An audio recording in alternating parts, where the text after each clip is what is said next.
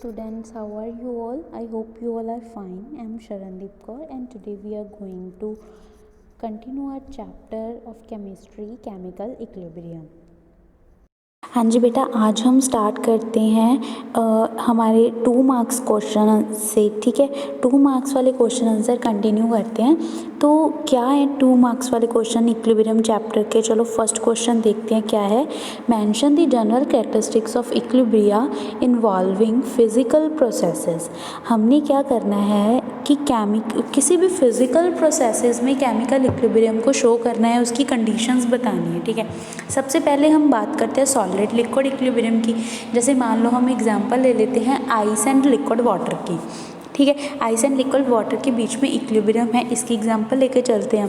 There is only one temperature at 1 atm at which two phases can coexist। Coexist का क्या मतलब बेटा कि दोनों फॉर्म्स ही एग्जिस्ट करी होनी चाहिए, सॉलिड भी लिक्विड भी। ठीक है, इक्विलिब्रियम का यही मतलब हुआ कि सॉलिड लिक्विड में कन्वर्ट हो रहा है, लिक्विड सॉलिड में कन्वर्ट हो रहा है। इसका मतलब एट इक्विलिब्रियम दोनों चीज़ें ही एग्जिस्ट कर रही हैं, सॉलिड भी एंड लिक्विड भी। ठीक है, कहते कि अगर हम 1 एटमॉस्फेरिक प्रेशर की बात करें, उस प्रेशर पे ओनली एक ही टेम्परेचर ऐसा होगा। ठीक है, वो ओनली एक ही टेम्परेचर ऐसा होगा जिसमें दो फेजेस को एग्जिस्ट करेंगे, एक ही टाइम पे एग्जिस्ट करेंगे। सॉलिड एंड लिक्विड फेज एक ही टाइम पे एग्जिस्ट करेंगे। ठीक है, if there is no exchange of heat with the surrounding, अगर सराउंडिंग के साथ कोई भी हीट का एक्सचेंज नहीं हो रहा, ठीक है, सराउंडिंग में हीट का रिलीज या हीट से एब्जॉर्प्शन नहीं हो रही, the mass of two phases remain constant, तब क्या होगा, जो दोनों का जो मास है वो क्या है, कांस्टेंट रहेगा। ठीक है, अब नेक्स्ट हम बात करते हैं for liquid and vapour. Liquid and vapour के लिए मतलब अब हमारे पास liquid water and water vapours की बात कर रहे हैं। ठीक है, तो इसमें जो वेपर प्रेशर होगा ना वो कांस्टेंट होना चाहिए, is constant eight a given temperature. The vapour pressure constant होगा। वेपर प्रेशर क्या होता है बेटा? वेपर प्रेशर होता है वेपर्स की वजह से जो प्रेशर लग रहा होता है। ठीक है, वेपर्स जो भी प्रेशर लगा रहे होते हैं उनको वेपर प्रेशर बोला जाता है। आपको याद होगा हमने हेनरीज लॉ किया था, है ना। हेनरी लॉ में मैंने आपको क्या बताया था कि हमारे पास कोई भी लिक्विड है जिसमें हम गैस को डिज़ोल्व करवा रहे हैं। ठीक है, हम प्रेशर लगा रहे हैं, ऊपर से प्रेशर लगाया गैस पे एंड गैस क्या है, डिज़ोल्व हो गई। लेकिन अब हमने क्या किया, मान लो हम क्या कर रहे हैं, किसी लिक्विड को हीट कर रहे हैं। ठीक है, किसी लिक्विड को हीट कर रहे हैं, उसके वेपर्स बनेंगे। हमने क्या लेना है, कंटेनर यहाँ पे क्लोज्ड लेना है। ठीक है, बिल्कुल क्लोज्ड कंटेनर लेना है। देन हमने क्या की, हीट दी तो उसके वेपर्स बनेंगे। लेकिन अगर कंटेनर ही क्लोज्ड है तो वेपर्स बाहर तो नहीं ना जा सकते, सराउंडिंग में तो नहीं जा सकते, उस सिस्टम के अंदर ही रहेंगे। तो जो गैस के वेपर्स बन जाएंगे ना वो खुद ही प्रेशर लगाएंगे ऑन द लिक्विड। ठीक है, ये जो वेपर्स होंगे ये प्रेशर लगाएंगे ऑन द लिक्विड, इनको ही हम क्या बोलेंगे, वेपर प्रेशर। ठीक है, थर्ड कंडीशन है for dissolution of solids and liquid the solubility is constant eight a given temperature. कि अगर हमने डिज़ोल्व करवाना है ना, सॉल्युबिलिटी की अगर हम बात करें सॉलिड एंड लिक्विड्स में, मतलब सॉलिड को डिज़ोल्व करवाना है लिक्विड में, तो वो कांस्टेंट रहेगी solubility eight a given temperature. लेकिन अगर हम टेम्परेचर चेंज कर देंगे तब उसकी सॉल्युबिलिटी में फ़र्क पड़ेगा। ठीक है, एग्जाम्पल हमने की हुई है कि अगर हम शुगर को वाटर में डिज़ोल्व करें तो एट अ गिवन टेम्परेचर मान लो हमारे पास क्या है, शुगर डिज़ोल्व होगी। लेकिन हमने वाटर को क्या किया, फिर गर्म कर दिया। पहले हमारे पास टेम्परेचर था, अब हमने टेम्परेचर चेंज कर दिया, टेम्परेचर हाई कर दिया एंड लिक्विड के टेम्परेचर को बढ़ा दिया एंड तब शुगर क्या है, ज़्यादा डिज़ोल्व हो जाएगी, है ना। हमने किया था तब शुगर क्या होगी, ज़्यादा डिज़ोल्व होगी। इसका मतलब क्या कि टेम्परेचर के इंक्रीज़ करने से सॉल्युबिलिटी इंक्रीज़ होती है, लेकिन अगर हम टेम्परेचर कांस्टेंट रखेंगे तब सॉल्युबिलिटी भी कांस्टेंट होगी। ठीक है, फोर्थ देखो, for dissolution of gases in liquid. अब हम गैस को लिक्विड में डिज़ोल्व करवाने की बात कर रहे हैं। The concentration of a gas in liquid is proportional to the pressure of a gas over a liquid.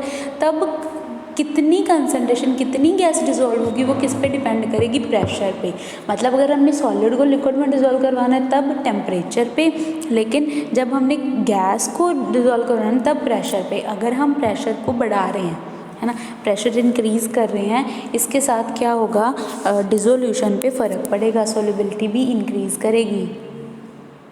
अब नेक्स्ट क्वेश्चन देखो, right the expression for the equilibrium constant for the reaction. हमने क्या लिखना है, इक्विलिब्रियम कांस्टेंट देखना है। Reaction हमें given है, इक्विलिब्रियम कांस्टेंट हमें आता है ना निकालना, बस कल देखा था तो वैसे ही हमें इक्विलिब्रियम कांस्टेंट निकाल लेंगे। ठीक है बेटा।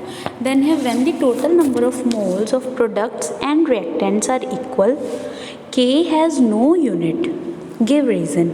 बोला क्या है कि जब total number of moles product and reactant के total number of moles equal होते हैं तब के की कोई यूनिट ही नहीं होती। ठीक है, इसका रीज़न बताओ। रीज़न क्या होगा, when the total number of moles of products is equal to the number of moles of reactants. ठीक है, प्रोडक्ट के टोटल नंबर ऑफ मोल्स उसके जब मतलब प्रोडक्ट एंड रिएक्टेंट के total number of moles equal हो जाएंगे, के की यूनिट नहीं होगी। फॉर एग्जांपल दी हुई है, क्या है कि देखो अगर हमें क्या है, देखो 2 मोल्स ही हमारे पास प्रोडक्ट है, 2 मोल्स ही हमारे पास रिएक्टेंट है ना, तो प्रोडक्ट के ऊपर स्क्वायर, नीचे रिएक्टेंट के ऊपर स्क्वायर तो नहीं आएगा, लेकिन अगर 2 रिएक्टेंट टर्म्स हैं, 2 हमारे पास कॉन्सेंट्रेशन टर्म्स है, तो दोनों के क्या हो जाएंगे, दोनों के हम क्या लेंगे, यूनिट्स लेंगे। यूनिट्स देखो नीचे आ गई, के ऊपर क्या लेंगे, एक का क्या होता है, कंसंट्रेशन की यूनिट क्या होती है बेटा, हमेशा याद रखना मोल पर लीटर। मैंने आपको फर्स्ट चैप्टर में भी ये तो करवाया हुआ है कि कंसंट्रेशन की यूनिट क्या होती है, हमने मोलैरिटी की थी ना, molarity is equals to concentration, molarity को ही कंसंट्रेशन बोलते हैं। तो हम क्या लेंगे, मोल पर लीटर। तो 2 हैं तो मोल पर लीटर मल्टीप्लाई बाय मोल पर लीटर डिवाइडेड बाय H2 का क्या आ जाएगा, मोल पर लीटर। I2 की कंसंट्रेशन क्या आ जाएगी, मोल पर लीटर। बेटा अगर इनकी क्वांटिटी कोई भी होगी, क्वांटिटी से फ़र्क पड़ेगा, लेकिन क्वांटिटी से यूनिट को तो कोई फ़र्क नहीं ना पड़ेगा। के की वैल्यू को फ़र्क पड़ेगा, लेकिन यूनिट को तो कोई फ़र्क नहीं ना पड़ेगा। चाहे हम 10 किलोमीटर चले जाए, चाहे 50 किलोमीटर चले जाएँ, गए तो किलोमीटर्स में ही है ना। ठीक है, यूनिट तो उतनी ही रहेगी, क्वांटिटी चेंज हो जाएगी, 10 से 50 हो गई। ठीक है, अब जब हम इनको कट करेंगे तो क्या आ जाएगा, कुछ भी नहीं, 1 की कोई यूनिट थोड़ी होती है, तो ये क्या है, नो यूनिट, इसकी कोई भी यूनिट नहीं है। ठीक है बेटा। नेक्स्ट क्वेश्चन देखो, what is the unit of equilibrium for the reaction. अब हमें ये वाली रिएक्शन गिवन है। अब यहाँ पे देखो जो नंबर ऑफ मोल्स रिएक्टेंट के कितने हैं, टोटल 4, N2 का 1 एंड H2 का 3, टोटल मिलके 4 बन गए, एंड NH3 के कितने हैं, 2। अब इसके यूनिट्स तो होंगी, क्या यूनिट्स होंगी वो देखो। पहले हम अमोनिया की क्या लेंगे, मोल पर लीटर, इसका स्क्वायर कर देंगे डिवाइडेड बाय मोल पर लीटर, देन क्यूब, मोल पर लीटर का क्यूब H2 के लिए है ना। तो जब हम कैलकुलेट करेंगे तो क्या आ जाएगा, 1 मोल पर लीटर का स्क्वायर। ठीक है, तो और क्या लिख सकते हैं, मोल पर लीटर ब्रैकेट डाल के ऊपर -2, पावर क्या आ जाएगी, -2। ठीक है, मैथ्स में किया हुआ है ना ये तो आपने, कि अगर नीचे पावर 2 है तो ऊपर जाके -2 हो जाएगी। ठीक है, तो इसकी यूनिट क्या बन जाएगी, लीटर स्क्वायर पर मोल स्क्वायर। ठीक है बच्चों, इजी है ना। अब नेक्स्ट देखो, give the relationship Kp is equals to KCRT raise to power delta n। हमें ये बताना है, ये हम निकालते हैं बेटा, देखो कैसे निकालेंगे। देखो बेटा, इस क्वेश्चन के लिए हम मान के चलते हैं एक रिएक्शन। ठीक है, एक हम अपनी तरफ से एक रिएक्शन ले लेते हैं, CC + DD। ठीक है बेटा, ठीक है बेटा, ये हमने रिएक्शन एक मान के चले। इसके लिए पहले क्या निकालो, पहले आप Kc की वैल्यू निकालो। ठीक है, Kc की वैल्यू क्या आएगी इसके लिए, Kc किसके इक्वल आएगा, C⁻C and D⁻D divided by A concentration of A⁻A and concentration of B⁻B। ये होता है हमारा Kc, concentration of product upon concentration of reactants. ठीक है, निकाल लिया। अब हमें Kc का एंड Kp का रिलेशन निकालना है। क्या हमें प्रूफ करना है, RT⁻ डेल्टा n।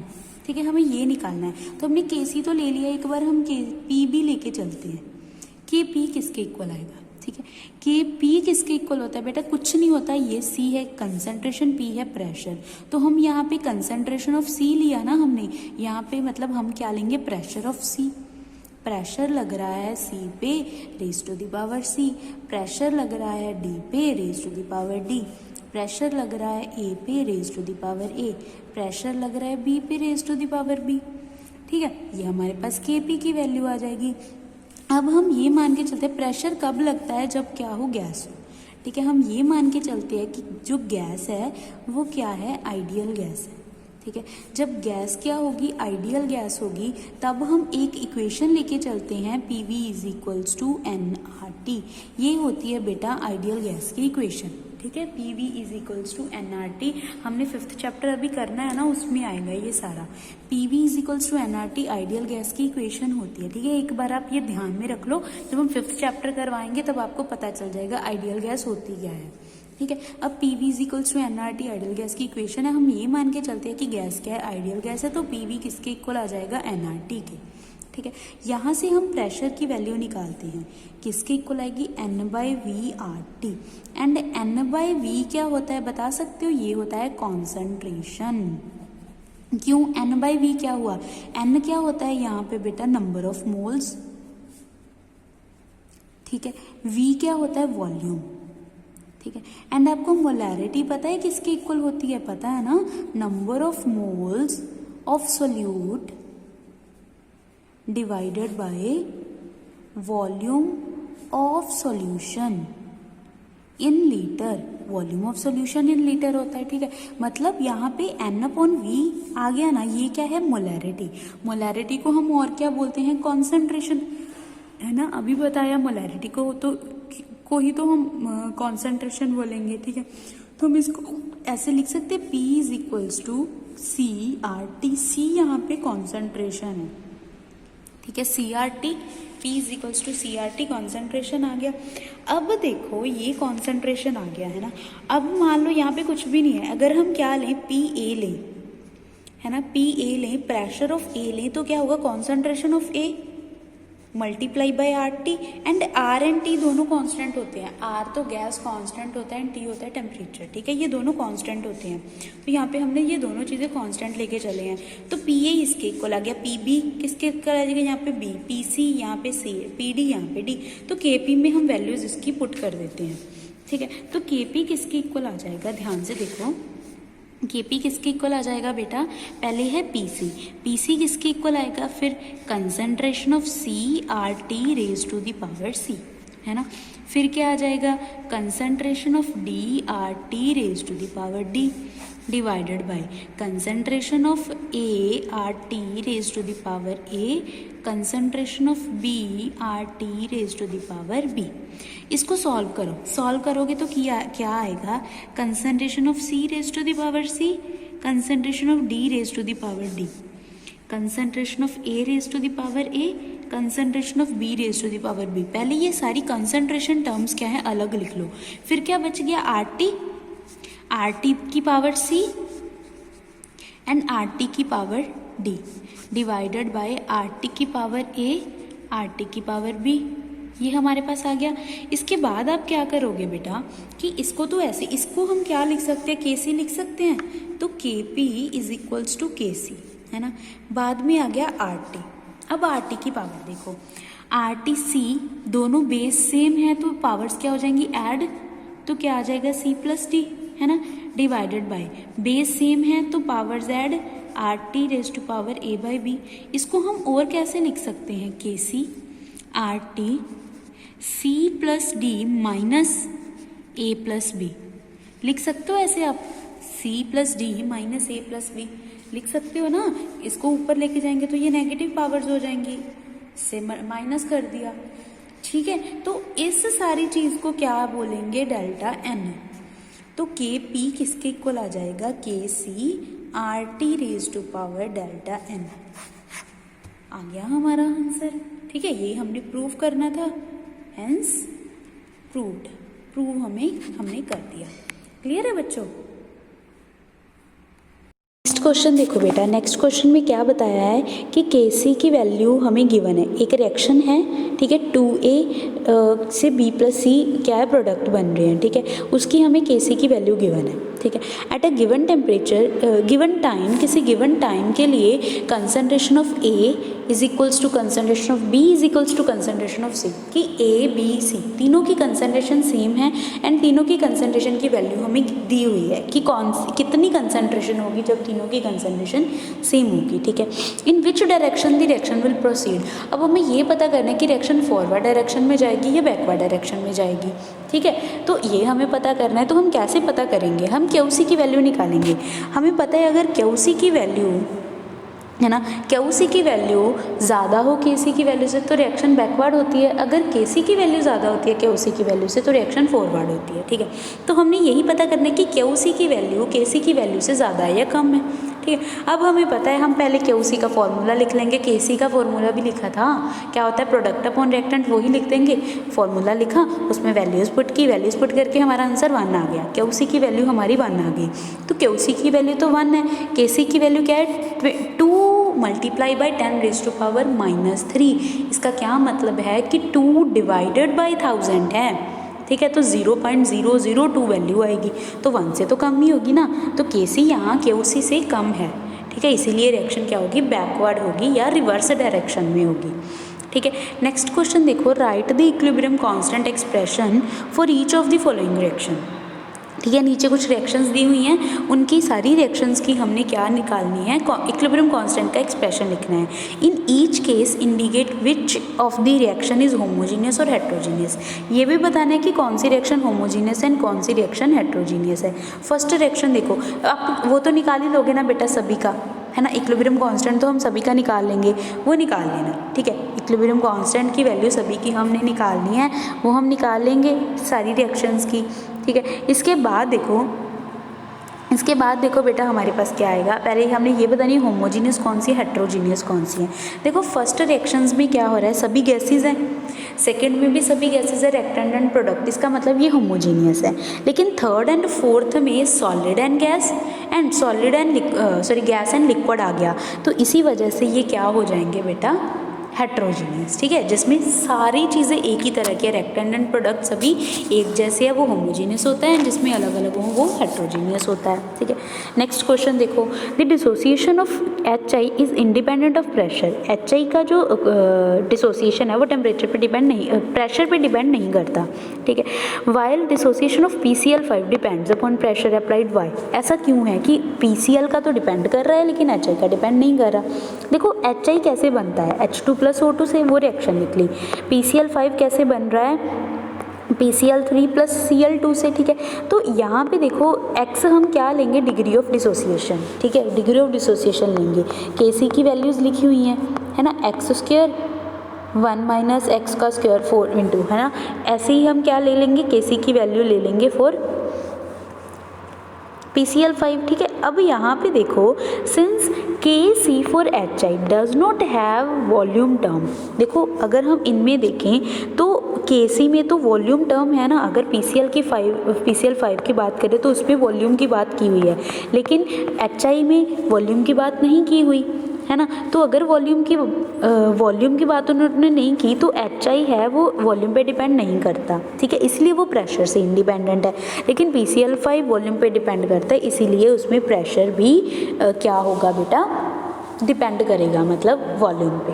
ठीक है, मतलब प्रेशर, वॉल्यूम प्रेशर पे डिपेंड करेगा, तो Kc की वैल्यू भी प्रेशर पे डिपेंड करेगी। ठीक है, नेक्स्ट देखो, on what factors does the value of equilibrium constant of a reaction depend, किस चीज़ पे डिपेंड करती है इक्विलिब्रियम कांस्टेंट की वैल्यू, टेम्परेचर पे, प्रेशर पे एंड स्टिशियोमेट्री ऑफ द रिएक्शन, जिसका हम पावर करते हैं, जिसको हम पावर लेते हैं।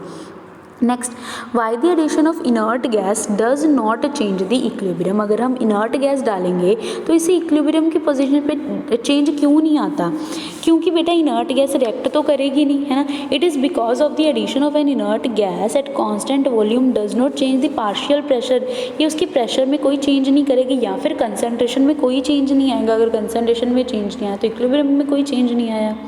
ठीक है बेटा, नेक्स्ट देखो, the equilibrium constant of a reaction increases with rise in temperature, is the reaction exo और एंडो। अब टेम्परेचर के राइज करने से, है ना, इक्विलिब्रियम कांस्टेंट की वैल्यू इंक्रीज कर रही है, इसका मतलब वो रिएक्शन क्या होगी, एंडोथर्मिक रिएक्शन होगी। ठीक है बेटा, नेक्स्ट जो क्वेश्चन है वो हम कल डिस्कस करेंगे। Thank you.